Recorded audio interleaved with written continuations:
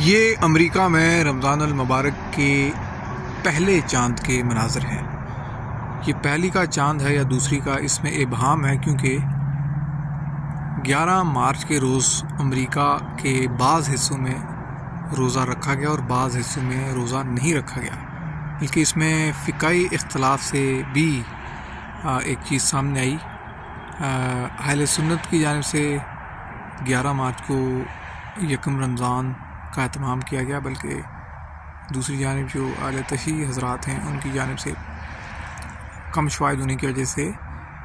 منگل کا دن یکم رمضان کے حوالے سے طے کیا گیا، لیکن یہ آج 11 مارچ کی شام رمضان کے چاند کے مناظر ہیں۔